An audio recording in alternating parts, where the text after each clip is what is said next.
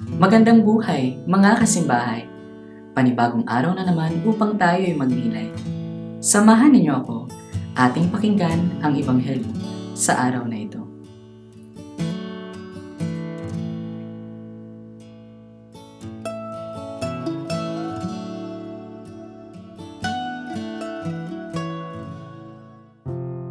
Ang mabuting balita ng Panginoon ayon kay San Lucas.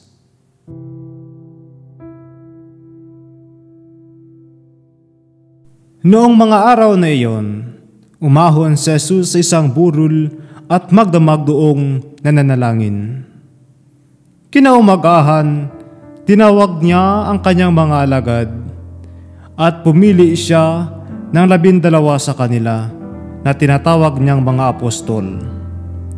Si Simon na pinangalanan niyang Pedro at si Andres na kanyang kapatid, sina Santiago, Juan, Felipe, Bartolome, Mateo, Tomas at Santiago na anak ni Alfeo, si Simon ang makabayan, si Judas na anak ni Santiago, at si Judas Iscariote na naging taksil.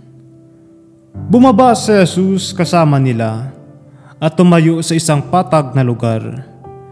Naroon ang marami sa kanyang mga alagad at ang napakaraming tao, buhat sa Judea at Jerusalem, at sa mga bayan sa baybaying dagat ng Tiro at Sidon.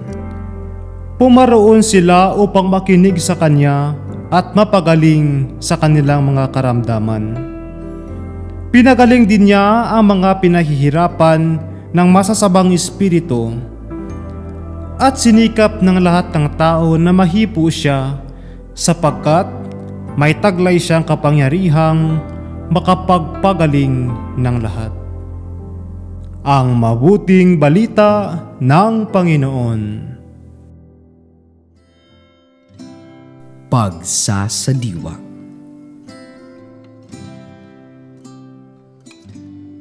Umahon si Jesus sa isang burol at magdamag doong nanalangin. Kinaumagahan, tinawag niya ang kanyang mga alagad. Nagpapakita si Jesus sa atin ng halimbawa ng matalik na ugnayan sa Ama at ng halimbawa ng kung paano magdasal. Pinaglamayan niya ang pagdarasal. May mga tao nga na inaabot ng magdamag sa paglalaro ng video games o sa pakikinig sa musika halimbawa.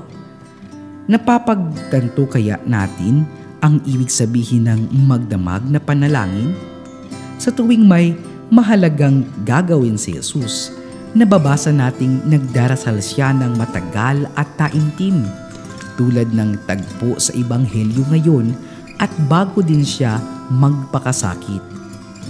Kung tutuusin, dahil sa siya'y tunay na Diyos, hindi na kinakailangan ni Jesus na manalangin.